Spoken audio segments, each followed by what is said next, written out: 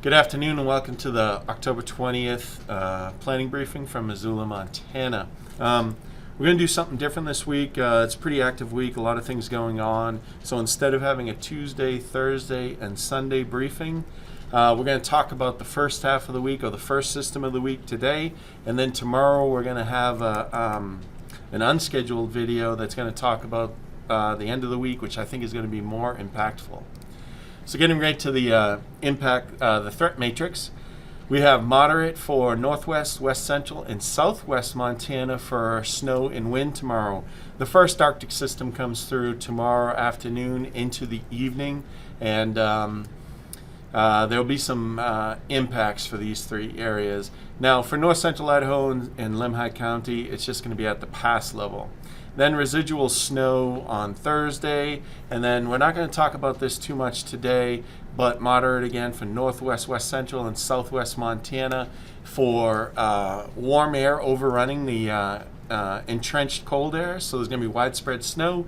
And then the second Arctic, this is going to be stronger, colder, that will come through on Saturday. So looking at our current satellite view, you can see the curvature right up here. This is the first system. This is the second system that will come through later on in the weekend. But this one here is just gonna, we've been in northwest flow for over a week now. It's just gonna drop down into here tomorrow afternoon. We're not gonna get too crazy on this. This is the northwest flow currently. This is 6 p.m. today. By 6 a.m. on Wednesday, you can see the cold air is just starting to drop out of Canada. This is noontime tomorrow. It's into the Panhandle in northwest Montana. At the same time, the Arctic cold front will be butting up against the Continental Divide here. By 6 p.m. tomorrow, the cold front will be in west central Montana, the I-90 corridor, and Missoula. And then by Thursday, it's pushing off to the east. I just want to keep going just to show you. Here is Friday evening. Here's another shot of Arctic air that's going to drop down out of Canada, and it will move off to the east by Sunday.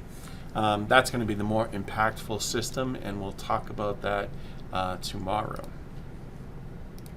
So let's spend our time focusing on Wednesday into Thursday. This is what a satellite thinks radar will look like between noontime tomorrow and midnight tomorrow evening. So as you can see, that was the start there. I'm going to let it run through once or twice. But by noontime, the Arctic air will be up against Marias Pass, okay? It'll already be raining in most locations. Excuse me, I shouldn't say it that way. There'll already be light rain showers in most locations, but I do think up here in northwest Montana, it'll start as snow. Along the divide here, it's going to start as snow, but in the Flathead, it's going to be probably warm enough that it's going to be just a very light rain, and elsewhere, unless you're above 5,000. Above 5,000, it'll be all snow. So, by noontime, it's at Marias Pass. By 1 p.m., it'll be into Kalispell. Now, some of the impacts that I think are going to happen, even though it's going to start as snow from Marias Pass down to Columbia Falls, okay, it's going to melt on the roadways. The roadways are going to be wet. This cold air is going to come across the divide, and I think that there's a possibility in this area for a refreeze, and then an additional 1 to 2 inches down low, and possibly 2 to 4 inches up at Marias to fall on top of this ice. We don't have exceptionally high confidence for that. We do think it's a possibility. Now, certainly, there is going to be snow that's going to fall after the cold air comes in. We're just not very confident on the refreeze.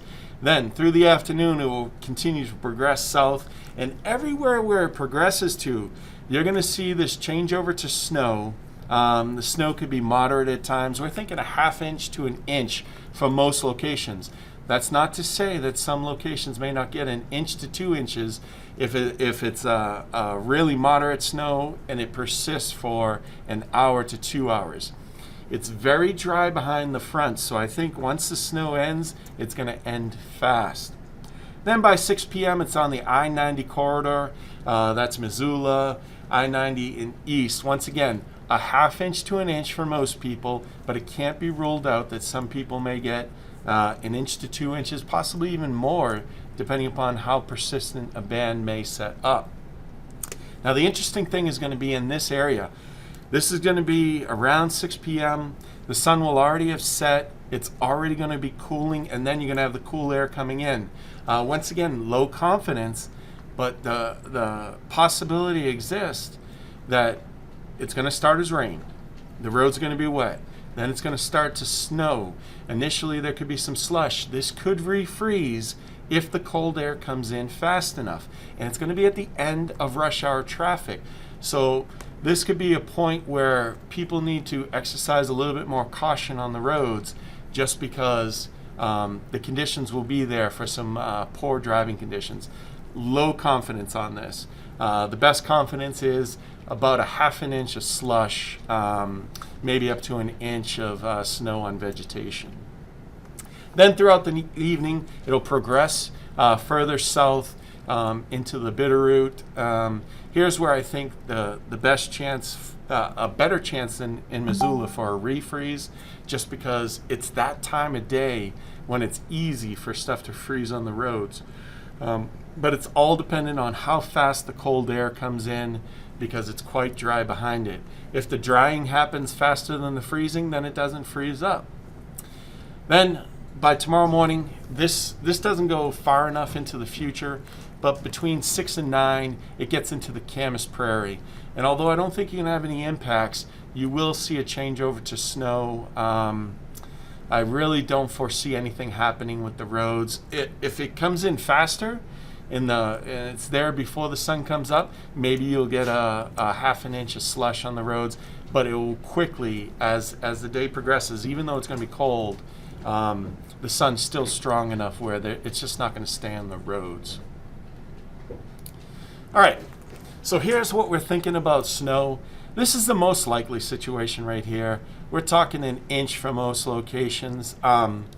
The high end, like I said, if you have a band that stays persistent or lasts for a little while, you could have up to 2 inches in any location, except for Central Idaho. I don't believe that they're going to get 2 inches, up to 1 inch, and then even Hell's Canyon and whatnot. It's just you may see a few wet flakes, and that's about it.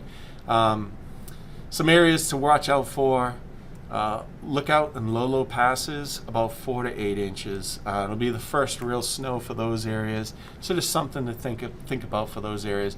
And Marias Pass is going to be the big winner, 6 to 12 inches here. There's going to be blowing snow after the front passes, low visibility. We're going to be putting out an advisory. This would be one of the locations where we may elevate that, but at this time we're just going to stick with an advisory for this location down to the west gate of Glacier. I-90 west of Missoula is going to have an advisory, but it's mainly for Lookout Pass, 4 to 8 inches, and close to the pass where it's going to be all snow all day. And Lolo, close to the pass, 4 to 8 inches, and then in the low areas, it'll be like virtually anywhere else in western Montana, up to 1 inch. Looking long term, this is 6 to 10 day outlook. We continue colder than normal. For precipitation, obviously for the first 4 to 5 days of the forecast, we're going to have an above normal possibility for precipitation, but then now it's showing at the 6 to 10 day below normal chance of precipitation. All right, thank you for sitting through this briefing. Like I said, this was just for Wednesday and Thursday. Tomorrow, Wednesday, which is not normal, we're going to brief you on the end of the weekend system. Have a great day.